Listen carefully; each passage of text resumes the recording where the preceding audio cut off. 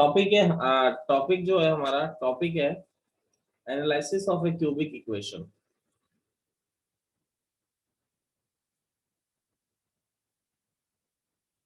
Analysis of A cubic equation. Cubic equation का हम लोग एनालिसिस कर रहे हैं। तो देखिए क्यूबिक इक्वेशन के एनालिसिस से क्या मीनिंग होता है। देखिए पहली एक सिंपल सी चीज मैं आपको बताता हूँ कि कोई भी कर्व है, इस पर आप टेंजेंट ड्रॉ किए, इस पर आप क्या ड्रॉ किए, टेंजेंट ड्रॉ किए। कोई भी कर्व है, इस पर आप टेंजेंट ड्रॉ किए, तो स्लोप ऑफ टेंजेंट जो होता है, स्लोप ऑफ टेंजेंट को ही हम dy बाई डी एक्स कहते हैं। इसको मैं डिफरेंशियबिलिटी में बताऊंगा भी सही, जो 11th में पढ़ा उनको तो बताया ही था। तो स्लोप ऑफ टेंजेंट हमारा क्या होता है, जैसे आपने ये x1 y पर टेंजेंट ड्रॉ की, तो dy बाई डी एक्स किस पर, x1 y1 पर, उसे हम लोग क्या कहते हैं, स्लोप ऑफ टेंजेंट कहते हैं हमेशा। तो स्लोप ऑफ टेंजेंट का मीनिंग ये है। अब दूसरी बात, अगर कोई कर्व इस तरीके से है, तो छोटी छोटी चीजें बता रहा हूँ आपको। अगर कोई कर्व इस तरीके से है, कोई कर्व लगातार इंक्रीज कर रहा है, कोई कर्व लगातार इंक्रीज कर रहा है, समझ लीजिएगा, स्ट्रिक्टली इंक्रीज कर रहा है।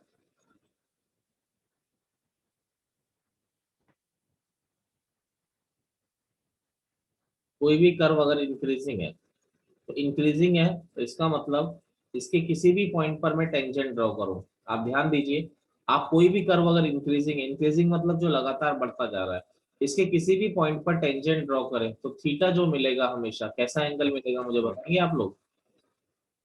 एक्यूट एंगल मिलेगा। और थीटा अगर एक्यूट एंगल मिलेगा,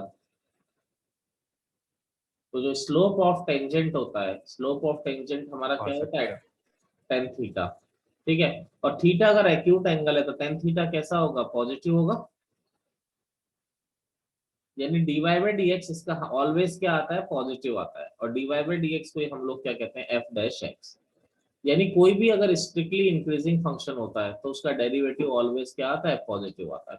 या फिर आप ये समझ लीजिए, कोई भी अगर स्ट्रिक्टली डिक्रीजिंग फंक्शन है, स्ट्रिक्टली डिक्रीजिंग का मतलब क्या हो गया, इस तरीके से कोई फंक्शन आ गया स्ट्रिक्टली डिक्रीज कर रहा है, तो इसके किसी भी पॉइंट पर आप टेंजेंट ड्रॉ करें, इसके किसी भी पॉइंट पर आप टेंजेंट ड्रॉ करें, इसको मैं लिख रहा हूँ यहाँ पर स्ट्रिक्टली डिक्रीजिंग।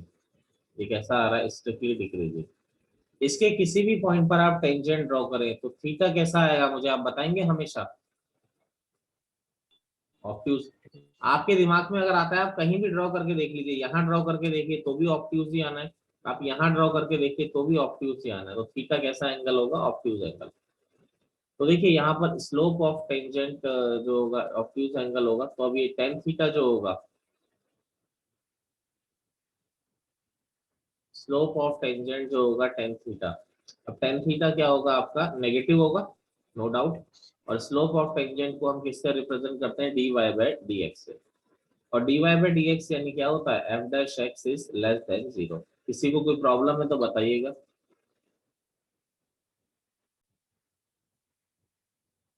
अब कोई भी फंक्शन, मैं आपको एक चीज बताता हूँ, कोई भी फंक्शन मैक्सिमा या मिनिमा किस तरह से लेता है। देखिए कोई भी फंक्शन, जैसे ये मैक्सिमा लिया, ये मिनिमा, फिर ये मैक्सिमा, फिर ये मिनिमा, इस तरह से ले रहा है।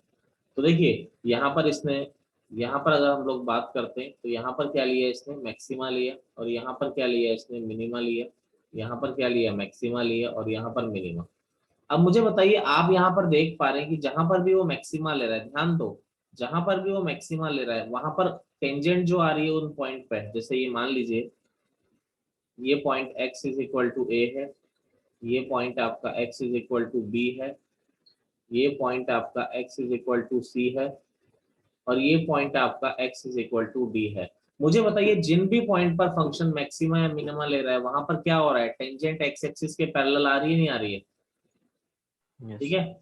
यानी समझ गए मेरी बात।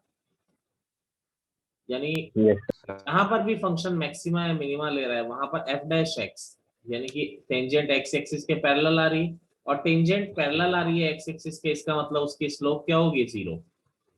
कोई भी लाइन, ये बात तो हम जानते हैं, 11th में हमें पढ़ाया जाता है कि कोई भी लाइन अगर एक्स एक्सिस के पैरेलल है तो उसकी स्लोप जो होती है वो हमेशा क्या होती है, जीरो, यानी एम जीरो होगा at X equal to A B C और डी। तो यानी कि स्लोप जीरो होगा, यानी D Y by D X zero होगा, यानी एफ डैश एक्स क्या होगा, वहां पर जीरो होगा। तो ये बात भी ध्यान रखने की है, मैक्सिमम मिनिमम में आपको पढ़ाया भी जाएगा कि कोई भी कहीं पर भी कर्व अगर मैक्सिमम या मिनिमम ले रहा है तो वहां पर एफ डैश एक्स ऑलरेडी क्या होगा, जीरो होगा हमेशा। और भी कंडीशंस होती है पर हमारा क्यूबिक में इतनी कंडीशन से काम चल जाता है। जैसे कोई क्यूबिक इक्वेशन के बारे में अगर हम बात कर रहे हैं, क्यूबिक इक्वेशन क्या है, ax cube plus bx square plus cx plus d, fx is equal to ax cube plus bx square plus cx plus d। ये क्यूबिक इक्वेशन हमारी आ रही है। अब अगर इस क्यूबिक इक्वेशन के लिए देखिए दो पॉसिबिलिटी आती है। सबसे पहले क्यूबिक इक्वेशन की टोटल रूट कितने होंगे, 3 रूट होंगे। अब मैंने आपको बताया ये तो इसकी डिग्री 3 है तो 3 रूट होंगे। अब 3 रूट है तो ऑटोमेटिकली एक तो पॉसिबिलिटी बनती है कि all 3 are real root, all 3 are real root, या तो तीनों के तीनों रूट क्या होंगे, रियल होंगे, एक कंडीशन ये बन सकती है। या फिर रियल, या फिर 2 इमेजिनरी रूट होंगे एंड 1 रियल रूट होगा, या फिर 2 इमेजिनरी रूट होंगे और 1 रियल रूट होगा। अब कई लोगों के दिमाग में आता है कि सर ये वाली कंडीशन क्यों नहीं लिखते हो आप कि 2 रियल और 1 इमेजिनरी। कई लोगों के अगर दिमाग में ऐसा आ रहा हो कि सर आप ये वाली कंडीशन, हो सकती है कि ये वाली कंडीशन, इमेजिनरी सिंगल नहीं हो सकता पेयर्स। बिल्कुल सही, क्योंकि रूट जो है कभी भी इमेजिनरी रूट एक नहीं हो सकता। इमेजिनरी रूट हमेशा पेयर में एग्जिस्ट करता है, क्योंकि अगर एक root p plus iota Q है, मैंने पढ़ाया भी था, तो दूसरा रूट अपने आप ही p माइनस आयोटा क्यू होगा। तो यानी इमेजिनरी रूट जो होता है वो ऑलवेज पेयर में एग्जिस्ट करता है, इमेजिनरी रूट कभी भी रियल नहीं होता। मेरी बात समझे मैं क्या बताया आपको? Yes sir. ठीक है, तो ये वाली कंडीशन पॉसिबल नहीं है। कंडीशन कौन सी पॉसिबल है, कंडीशन पॉसिबल है या तो तीनों रियल रूट होंगे या फिर 2 इमेजिनरी होगा और 1 रियल होगा। ठीक है, तो ये आपको होगा क्या, आपको कोई भी इक्वेशन दे दी जाएगी, उसमें कोई कभी आपसे बोलेगा कि चलो बिना बताओ कैसा पोजीशन है, कितने रियल है कितने इमेजिनरी है। वैसे तो हम बिना सॉल्व करे बता नहीं पाते, पर इस कॉन्सेप्ट को सॉल्व करके आप बिना करे भी बता पाएंगे। दूसरे टाइप का क्वेश्चन बनता है, कोई अननोन वेरिएबल दे देता है, कोई उसकी वैल्यू पूछता है। तो दोनों तरह के क्वेश्चंस मैं आपको बता देता हूँ। तो केस फर्स्ट देखिए, केस फर्स्ट है when equation have 1 real root. देखो जी, अगर इक्वेशन का एक रियल रूट है केवल, तो देखिए इसमें सबसे पहले एफ एक्स आपको दिया हुआ है a x cube plus B x square plus C x plus d. देखिए मैंने इसका डेरिवेटिव किया एफ डैश एक्स, डेरिवेटिव किया तो 3ax स्क्वायर। ध्यान से समझिएगा मेरी बात, अब समझने वाली चीज स्टार्ट हो रही है। मैंने डेरिवेटिव किया 3ax square plus 2bx plus c। अगर एफ डैश एक्स आपने निकाला, अगर एफ डैश एक्स हमेशा पॉजिटिव आ रहा है या फिर एफ डैश एक्स हमेशा क्या आ रहा है, नेगेटिव। मैंने ये कहा कि F dash x always positive है या ऑलवेज नेगेटिव है, तो आपका क्या होगा, ओनली 1 रियल रूट होगा, यानी जीरो नहीं हो रहा है, ओनली 1 रियल रूट होगा। अब आप बोलोगे सर आपने ऐसा कैसे कह दिया, मैं आपको बताता हूँ। अगर f dash x always positive है या F dash x always negative है, मेरी बात शब्दों पे ध्यान दीजिएगा, ये बहुत इंपॉर्टेंट चीजें होती है, छोटी छोटी चीजें। अगर f dash x always positive है, इसका मतलब फंक्शन स्ट्रिक्टली इंक्रीज कर रहा है, और अगर स्ट्रिक्टली इंक्रीज कर रहा है तो एक्स एक्सिस को एक ही बार काटेगा, क्योंकि दोबारा घूम के तो उसने काटने आना ही नहीं। और कोई भी कर्व एक्स एक्सिस को जितनी बार काटता है उतने ही उसके क्या, ग्राफ में पढ़ाया था आपको, क्वाड्रेटिक ग्राफ समझाए थे जब आपको, कि यस कोई भी कर्व एक्स एक्सिस को जितनी बार काटता है उतने ही उसके रियल रूट होते हैं। तो यानी कि ये स्ट्रिक्टली इंक्रीजिंग है अगर, तो उसका डेफिनेटली एक ही रियल रूट होगा। और अगर कोई कर्व स्ट्रिक्टली डिक्रीज कर रहा है, कोई कर्व स्ट्रिक्टली डिक्रीज कर रहा है तो भी वो एक्स एक्सिस को एक ही बार काटेगा, तो भी उसका क्या होगा, 1 रियल रूट होगा। मेरी बात समझ रहे हैं? सर। चलिए, किसी को कंफ्यूजन है बताइए, मैं सुनने को रेडी बैठा हूं, बोलिए जरा। No anyone? चलिए नहीं है लिखिए फिर। अब देखिए एक रियल रूट किस तरीके से और हो सकता है, तो देखिए आपने एफ डैश एक्स से जीरो किया, एफ डैश एक्स जीरो करने पर आपको, जैसे ही आपने इसको जीरो किया, जो भी दे रखा होगा, तो जीरो करने पर मान लीजिए आपकी दो वैल्यू आ गई। अब एफ डैश एक्स जीरो करने पर एक बात ध्यान दीजिए, कौन सी वैल्यू आती है, ये वाली वैल्यू आती है ना जहां पर फंक्शन मैक्सिमम या मिनिमम लेता है, आपको बताया था मैंने अभी। तो यानी कि एफ डैश एक्स जीरो करने पर, लेकिन रूट तो एक ही रियल है, मैंने ऊपर डाल रखा है टॉपिक की, रूट एक ही रियल है, यानी एक्स एक्सिस को कितनी बार कट करेगा, ये एक्स एक्सिस को एक ही बार कट करेगा, एक से ज्यादा बार कट नहीं कर सकता, ध्यान रखिएगा इस बात को। तो यानी कि अगर एक रियल रूट है, यानी कि अगर एक रियल रूट है, तो इसका फिगर किस तरह से बन सकता है, देखिए इसका फिगर इस तरह से बन सकता है, क्योंकि दोबारा आप ये बात करें, कई बच्चे ये सोच रहे हो कि सर इसको नीचे लाके कट करा दो, नहीं, कट कराने का मतलब तो इसके दो रियल रूट हो गए ना, वो तो पॉसिबल ही नहीं है। तो यानी कि इस तरीके से भी इसका ग्राफ बन सकता है, इस तरीके से ग्राफ बनने का मतलब, ये कौन से पॉइंट है जहां पर फंक्शन मैक्सिमा या मिनिमा ले रहा है, तो मैक्सिमा मिनिमा कब मिलता है, जब एक्स आपका अल्फा या बीटा है, तो यानी एक्स इक्वल टू अल्फा, और ये एक रियल रूट ऐसे हो सकता है, या फिर एक रियल रूट ऐसे भी तो हो सकता है। देखिए कैसे हो सकता है, अगर मैं उस कंडीशन को भी बना देता हूं, ऐसे भी हो सकता है, ऐसे। अब की बार अल्फा बीटा कौन से पॉइंट होंगे जहां पर फंक्शन मैक्सिमा या मिनिमा ले रहा है, वही पॉइंट तो वही होंगे ना, अरे बोलिए बताइए। सर अगर दोनों रूट्स इक्वल आएंगे फिर क्या करेंगे? दोनों रूट, इक्वल आएंगे। बेटा दो रूट इक्वल होने का मतलब दो रूट रियल हो गए, दो रूट तो रियल हो ही नहीं सकते ना इसमें, हाँ ठीक है सर। ठीक है। तो अब देखिए, अब इस वाले केस में ये बन जाता है, लेकिन अब इसकी कंडीशन क्या होगी, मुझे बताइए, ये भी पॉसिबल है, ये भी पॉसिबल है, दोनों केसेस में एक ही रियल रूट है। यहाँ पर देखिए अल्फा पर कैसी वैल्यू आ रही है, बताइए, पॉजिटिव आ रही है नेगेटिव आ रही है, पॉजिटिव। बीटा पर कैसी वैल्यू आ रही है, पॉजिटिव। तो ये भी पॉजिटिव है, ये भी पॉजिटिव है, तो इसका मतलब दोनों का प्रोडक्ट जो होगा ऑलवेज पॉजिटिव होगा। चाहे आप नीचे वाली कंडीशन ले लीजिए, यहाँ पर अल्फा पर नेगेटिव वैल्यू आ रही है, बीटा पर भी नेगेटिव वैल्यू आ रही है, तो दोनों का जो प्रोडक्ट होगा वो क्या होगा, आपका पॉजिटिव होगा। क्लियर? अरे बोलो।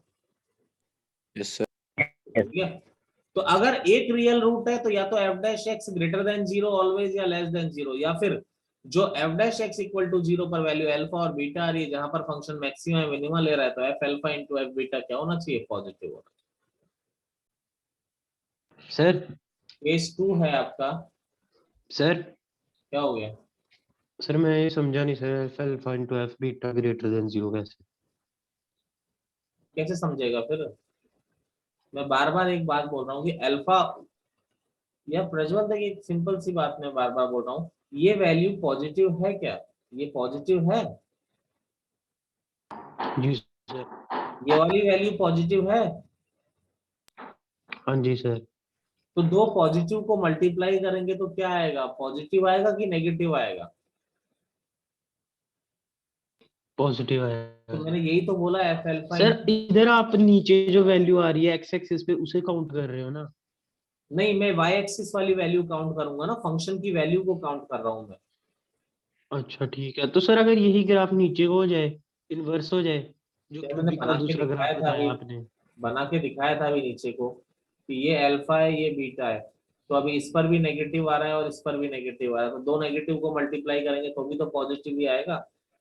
ठीक है सर, समझ गया सर, वही पे कर लो, ठीक है सर। यार वाई पे ही कर रहा हूँ इतनी देर से मैं, और किस पे करूंगा। केस 2 देखिए, अगर आपके तीन रियल रूट हो जाते हैं,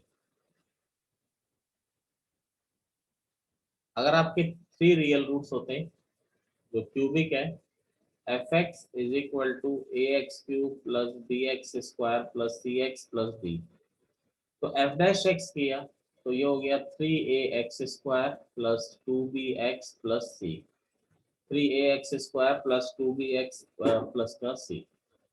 तो यहाँ पर देखिए एफ डैश एक्स अगर आपका आ रहा है, एफ डैश एक्स आ रहा है तो आपका 3 रियल रूट, अब देखो इसको 0 किया तो मान लीजिए 2 वैल्यूज आ रही हैं आपकी अल्फा और बीटा। अब 3 रियल रूट कैसे पॉसिबल है? अगर हम बात करें तो 3 रियल रूट आने के लिए ग्राफ को नेचुरल सी बात है 3 बार कट करना पड़ेगा एक्सिस को।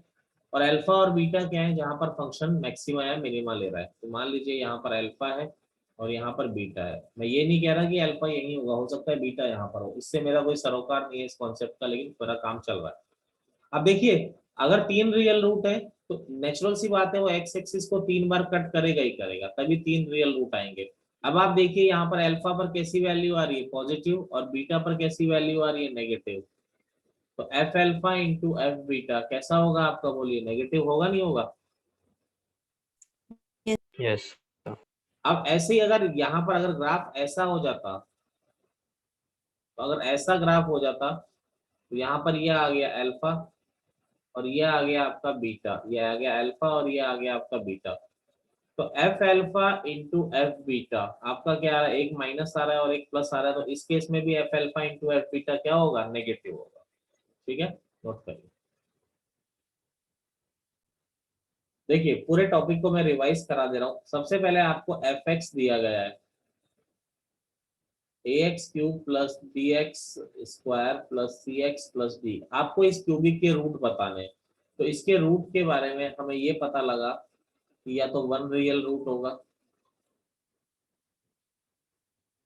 या फिर ऑल रियल रूट होंगे।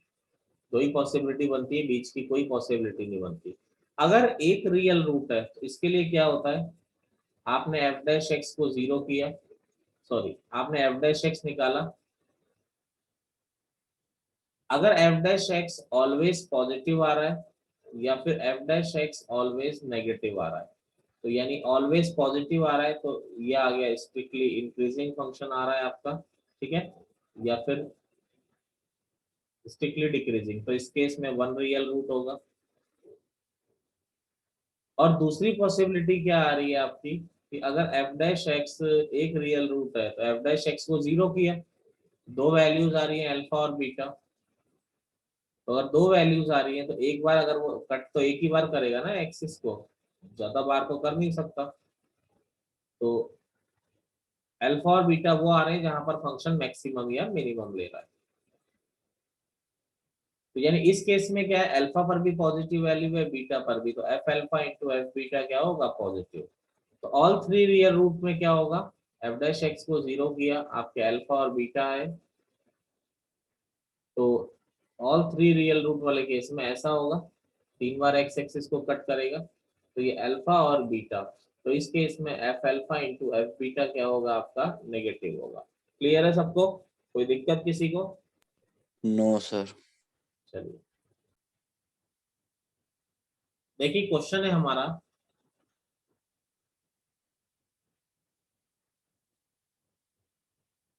Find the number of real roots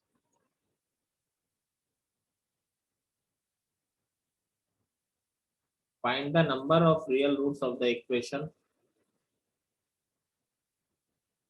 fx is equal to x cube plus 2x square plus 2x plus 1। तो fx equal to X cube plus 2x square plus 2x plus 1। तो इसके number of real root आपको बताने हैं। तो देखिए अगर number of real root बताने तो सबसे पहले डेरिवेटिव तो हर केस में करना है आपने। तो 3x square plus 4x plus 2 ये आ रहा है। अब देखिए मुझे देखना है कि एफ डैश एक्स 0 होता है या नहीं होता है। तो इस क्वाड्रेटिक को मैंने देखा, इसका a पॉजिटिव है और डिस्क्रिमिनेंट क्या आ रहा है, बी स्क्वायर माइनस 4ac। तो 16 माइनस 24 यानी कि -8, यानी डी नेगेटिव है। तो जैसे ही ये मुझे पता पड़ा इस क्वाड्रेटिक का a पॉजिटिव है डी नेगेटिव है, मैंने क्या कह दिया, हमेशा पॉजिटिव। एफ डैश एक्स हमेशा पॉजिटिव होगा, क्योंकि F dash Yes, x sir. हमेशा क्यों पॉजिटिव होगा, ऐसी क्वाड्रेटिक ऑलवेज पॉजिटिव होती है जिसका a ग्रेटर देन 0 होता है, d लेस देन 0। तो अगर एफ डैश एक्स हमेशा पॉजिटिव होगा तो यानी ये स्ट्रिक्टली इंक्रीजिंग फंक्शन होगा, और अगर स्ट्रिक्टली इंक्रीजिंग फंक्शन होगा तो इसके कितने रियल रूट पॉसिबल है, केवल ओनली 1 रियल रूट पॉसिबल है। क्लियर है मेरी बात? Yes.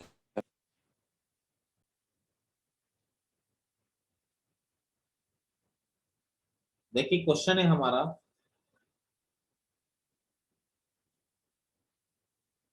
Find K if cubic 2x cube minus 9x square plus 12x minus k equal to 0 has all roots real. तो इस तरह के क्वेश्चन जो आते हैं आपके एडवांस में आ चुके हैं।